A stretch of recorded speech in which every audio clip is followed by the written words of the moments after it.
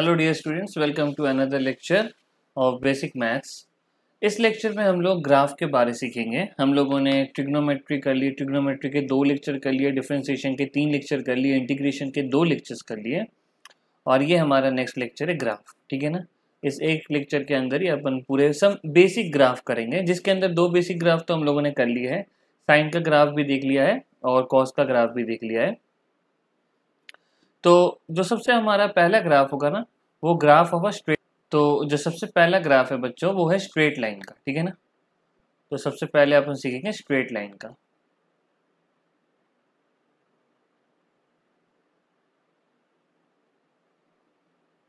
जो मैथ्स के स्टूडेंट्स हैं, जो जेई के स्टूडेंट्स हैं, वो और भी डिटेल्स में पढ़ेंगे इन सबको। मैथमेटिक्स में ऑब्वियस ही बात है, but we will only do that is necessary in physics. ठीक है ना। तो आओ सबसे पहले स्ट्रेट लाइन का ग्राफ देखते हैं। और जो सबसे पहले हम लोग ग्राफ देखेंगे ये होगा y equals to m x का। ठीक है ना। सबसे पहला ग्राफ होगा y equals to m x का। तो देखो y equals to m x का जो ग्राफ होगा वो इस तरीके से होगा। ओरिजिन से पास कर रहा होगा और यूं स्ट्रेट होगा। ठीक है ना। ये हो गया y equals to m x. बिल्कुल y, ये x और ये जो m है ना, इसको बोलते हैं स्लोप। और ये tan थीटा की इक्वल होता है, जहाँ पे थीटा है एक्स एक्सिस और ये y equals to m x के बीच का एंगल। तो ये स्लोप हो गया y equals to tan theta. ठीक है ना। तो ये वाला हमारा जो ग्राफ है ये है y equals to m x का। बिल्कुल ईजी, कोई भी डिफिकल्टी नहीं होनी चाहिए। चलिए आगे बढ़ते हैं। Next y equals to m x में ही एक ग्राफ आएगा।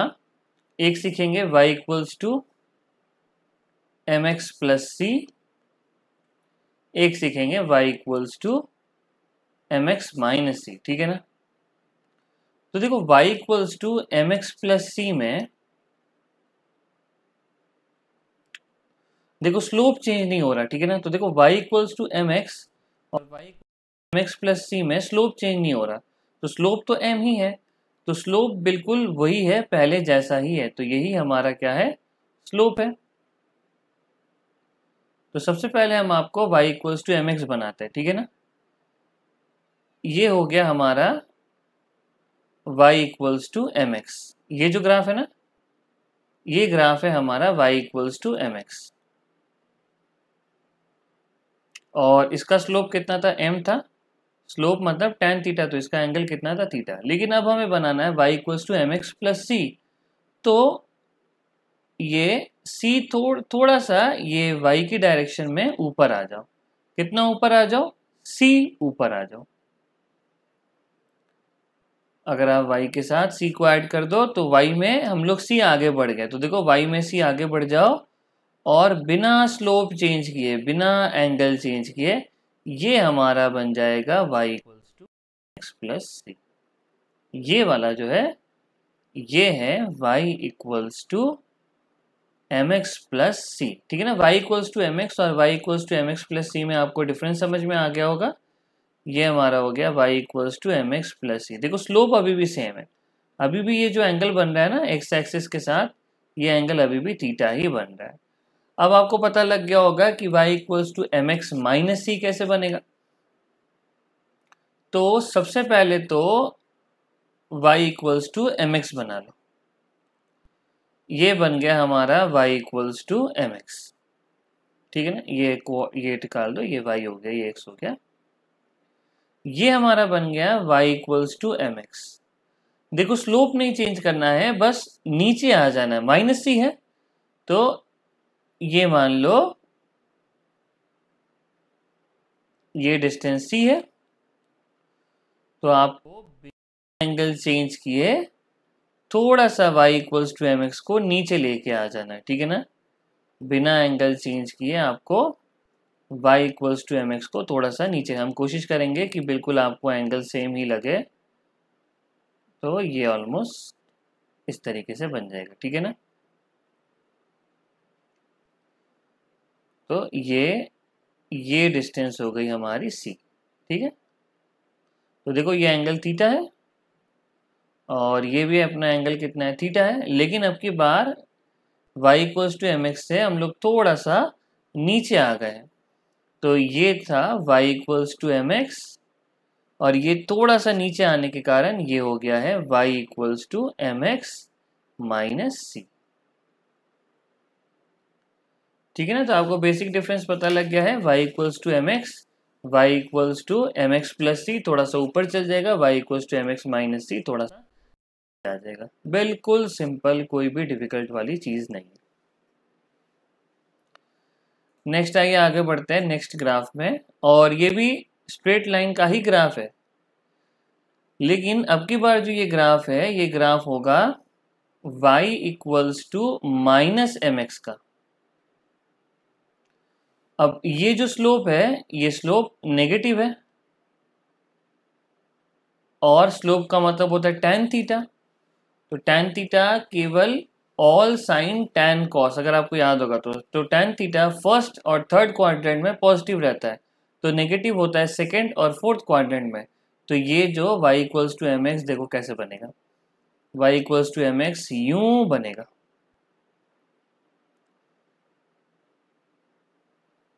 तो आपको एंगल दिख जाएगा कि एंगल कौन से क्वाड्रेंट में 90 से बड़ा है, तो tan थीटा क्या आ गया नेगेटिव, स्लोप क्या आ गया नेगेटिव। ठीक है ना, तो ये बन गया graph y equals to minus m x.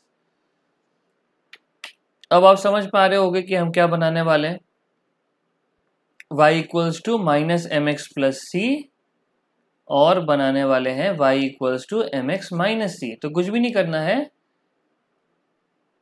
y equals to m x जैसे बना हुआ था, अगर आप उसको थोड़ा सा उठा देते हो, कितना उठाते हो, c गुणा उठाते हो, तो वो y equals to m x minus m x plus c बन जाएगा। और अगर उसको नीचे लेके आते हो, अगर अपन इसको, है ना, अगर आप देखो ये y equals to m x है, ये y equals to m x है, इसको थोड़ा ऊपर ले जाओ तो ये ऐसे देखने में हो जाएगा। तो ये हो गया हमारा y equals to minus m x plus c, और ये एंगल देखो अभी भी 90 से बड़ा ही है। ठीक है ना, और ये जो दूरी हो जाएगी ये हो जाएगी c।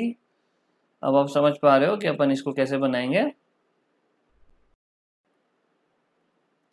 इसको हम लोग यूं बनाएंगे। ठीक है ना, अब ये ग्राफ थोड़ा सा नीचे आ गया,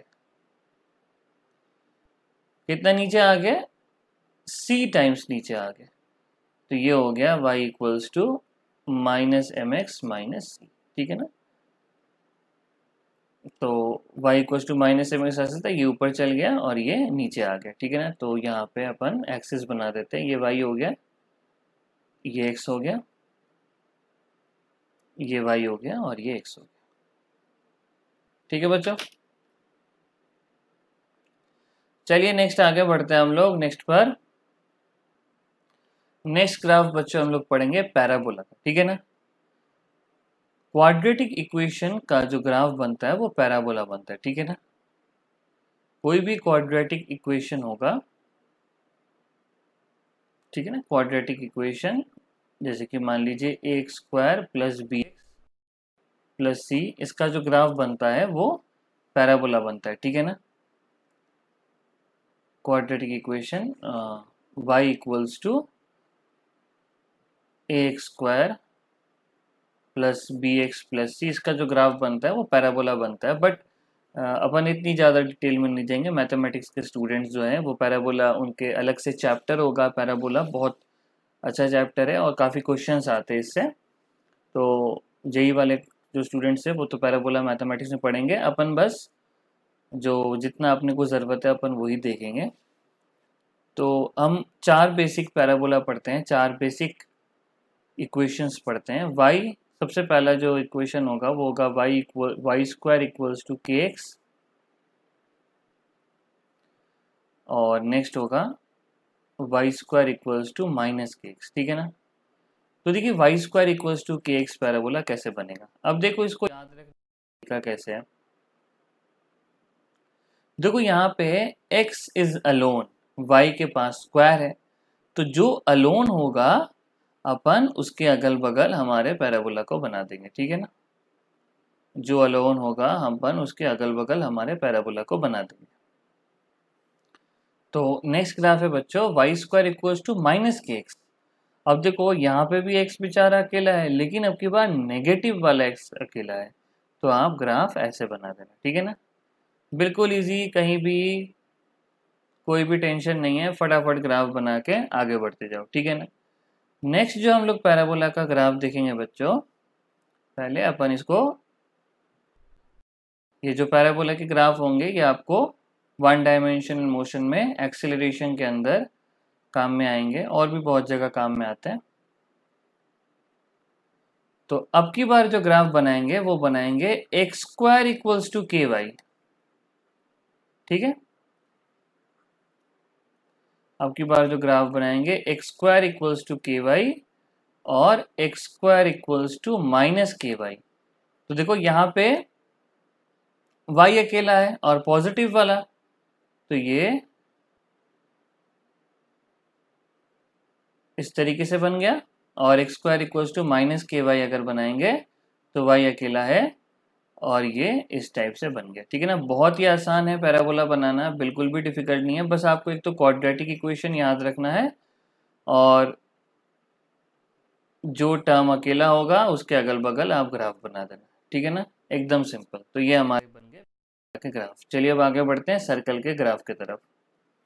तो बच्चों सर्कल स्टार्ट करने से पहले छोटी सी बात देखो, कई बार क्या होगा कि इस पैराबोला में Y square equals to k x square या फिर x equals to k y square भी लिखा हो सकता है। यहाँ पे के कांस्टेंट है, तो अगर आप इसको नीचे ले जाओ तो ये हो जाएगा x equals to one by k y square. तो वन बाई के भी तो एक टाइप का कांस्टेंट ही है, तो या तो Y square equals to k x लिखा हो सकता है या x equals to k y square.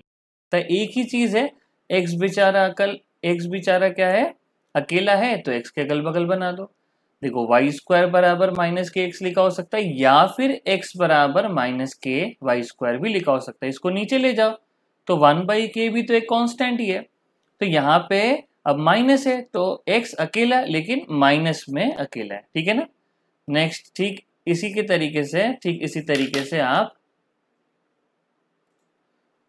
तरीके से आप यहाँ पे ये देखो एक्स स्क्वायर इक्वल्स टू क्या लिखा हुआ है, के वाई लिखा हुआ है, तो आप इसको y equals to k x square भी लिख सकते हो। ये k को नीचे ले जाओगे तो वन बाई के भी एक कांस्टेंट ही है, तो y equals to k x square लिख सकते हो।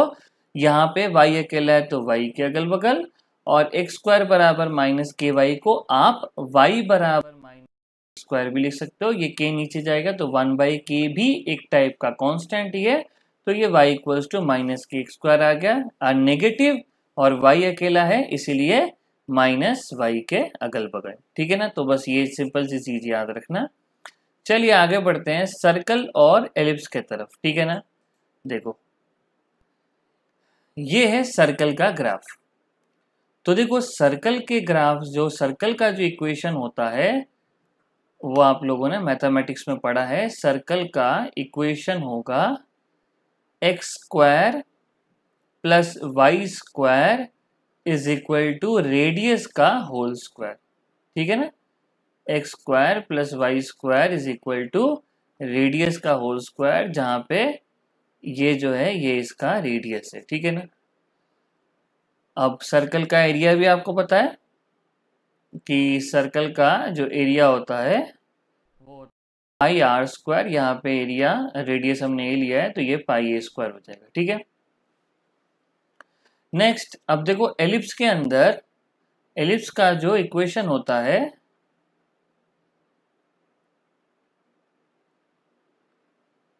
एलिप्स का इक्वेशन होता है x square by a square plus y square by b square equals to one. यहाँ पे ए और बी क्या हम आपको बता रहे हैं, ये है पॉइंट ए कॉमा जीरो, ठीक है ना। ये है पॉइंट माइनस ए कॉमा जीरो, ये है पॉइंट जीरो कॉमा बी,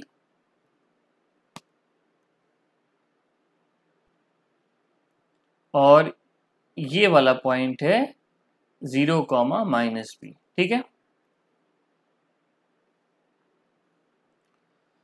तो अगर ये इक्वेशन कहीं लिखा है x square by a square plus y square by b square equals to 1, तो आप समझ जाना एलिप्स है।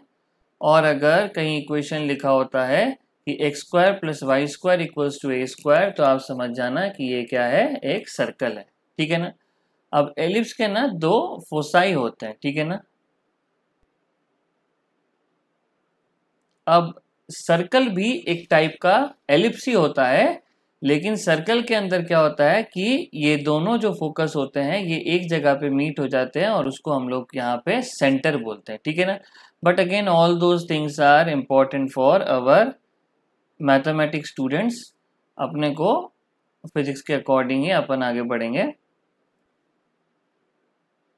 तो अपने को जितना फिजिक्स में ज़रूरत है अपन उतना ही करेंगे, ठीक है। चलिए नेक्स्ट देखते हैं हम लोग।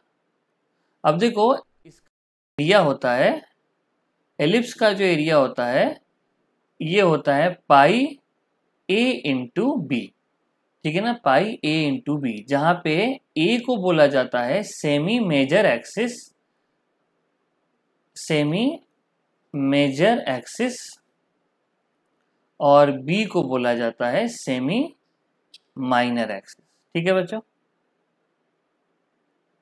अब सेमी मेजर और माइनर क्यों आप समझ पा रहे हो, क्योंकि आपको डायग्राम से ही दिख रहा है कि यहाँ पे ए बी से बड़ा है, तो सेमी मेजर और माइनर, मेजर और माइनर तो क्लियर हो गया। अब सेमी क्यों, क्योंकि देखो ये जो डिस्टेंस है ए, अगर आप ए की डिस्टेंस देखो तो ये सेंटर से ये दूरी है ए, तो ये आधे के लिए, तो इसीलिए अपन इसको सेमी मेजर और सेमी माइनर एक्सिस बोलते हैं, ठीक है ना। बाकी डिटेल में अगेन जो जेई के स्टूडेंट्स है वो डिटेल में बहुत पढ़ेंगे इसको, ठीक। पैराबोला ये भी एक चैप्टर आता है मैथमेटिक्स में, एलिप्स, बट अपने को फिजिक्स में बस इतना ही याद रखना है, इससे अपना काम हो जाएगा। चलिए अगले ग्राफ की तरफ आगे बढ़ते हैं, ठीक है बच्चों। तो नेक्स्ट हमारा ग्राफ है बच्चों रेक्टेंगुलर हाइपरबोला। रेक्टेंगुलर हाइपरबोला का जो इक्वेशन होता है वो होता है x into y is equal to constant, या फिर हम लोग इसको लिख सकते हैं y is inversely proportional to x। तो ये जो ग्राफ आता है ये इस तरीके से आता है, ठीक है ना, हमेशा याद रखना। और आप समझ भी सकते हो कि इस तरीके से हमारा ग्राफ क्यों आ रहा है, थोड़ा सा और अच्छे से बनाते हैं। और आप इसको समझ भी पा रहे होगे कि ये ग्राफ देखो इस टाइप से क्यों आता है, हम आपको समझाते हैं, ठीक है ना। देखो जब आप x को 0 पुट करते हो, तो अगर आप x को 0 पुट करते हो तो 1/0 कितना होगा, इनफाइनाइट। तो देखो जैसे आप x को 0 पुट करते जा रहे हो y बढ़ता ही जा रहा है इनफाइनाइट की तरफ। और आप इसको ऐसे भी लिख सकते हो कि x is inversely proportional to y, बस इसको ऊपर ले आओ इसको नीचे ले आओ। अब यहाँ पे क्या हो रहा है कि जब y 0 की तरफ जा रहा है, जब y 0 की तरफ जा रहा है, तो देखो y जैसे जैसे 0 की तरफ जा रहा है x इनफाइनाइट को अप्रोच कर रहा है, ठीक है ना। तो यहाँ पे क्या होता है, जैसे x टेंड्स टू 0 होता है, तो देखो x 0 की तरफ जा रहा है तो y टेंड्स टू इनफाइनाइट। और यहाँ पे जैसे y टेंड्स टू 0 होता है, तो देखो y जैसे जैसे नीचे आ रहा है x बढ़ते जा रहा है, x का कोई और छोड़ नहीं पता, तो x टेंड्स टू होता है इनफाइनाइट। तो ऐसा जो ग्राफ होता है उसको बोलते हैं रेक्टेंगुलर हाइपरबोला, ठीक है ना। चलिए नेक्स्ट ग्राफ की तरफ आगे बढ़ते हैं बच्चों। तो आइए बच्चों नेक्स्ट ग्राफ पढ़ते हैं, ग्राफ ऑफ एक्सपोनेंशियल फंक्शन, ठीक है ना। ग्राफ ऑफ एक्सपोनेंशियल, तो देखो जो सबसे पहला ग्राफ है एक्सपोनेंशियल फंक्शन का वो है y equals to e to the power x। अब y equals to e to the power x, ये जो ग्राफ है ये हमेशा बढ़ता रहेगा, क्योंकि e to the power positive x है, ये हमेशा बढ़ता रहेगा। अब ये मान लीजिए कि y है, ये मान लीजिए कि x है, ठीक है ना। जब आप x को 0 कर दो, तो जब हम x को 0 करते हैं तो y कितना आएगा, y equals to e to the power 0, और e टू द पावर 0 कितना होगा 1। तो जब x 0 है तो y कितना हो जाएगा 1, तो ये पॉइंट हो जाएगा 0,1, ठीक है बच्चों। और ये ग्राफ हमेशा बढ़ते जा रहा है। नेक्स्ट है y equals to e to the power -x, ये ग्राफ हमेशा कम होते जाएगा। और ये पॉइंट कौन सा होगा, जब आप x को 0 पुट करोगे तो e to the power -0 is again 1, तो ये हो जाएगा 0,1। ठीक है ना। तो ये कुछ इंपॉर्टेंट ग्राफ जो हम लोगों ने किए बच्चों, एक्सपोनेंशियल फंक्शन पढ़ लिया, फिर हम लोगों ने पैराबोला कर लिया, फिर स्ट्रेट लाइन कर लिया, फिर यहाँ पे हम लोगों ने रेक्टेंगुलर हाइपरबोले कर लिया, सर्कल कर लिया, एलिप्स कर लिया, और different type of straight lines भी कर लिए। तो ये सारे ग्राफ्स आपको आने चाहिए बेसिक मैथ्स के, ये सारे स्टैंडर्ड ज्योमेट्रिकल कर्व्स जो है ये सब आपको आने चाहिए, जो कि हमें फ्यूचर में जब हम लोग आगे के चैप्टर्स पढ़ेंगे उनको हमें हेल्प मिलेगी। ठीक है, तो आज का लेक्चर्स यहीं तक बच्चों, तो नेक्स्ट क्लास में मीट करते हैं। Thank you so much and God bless you all.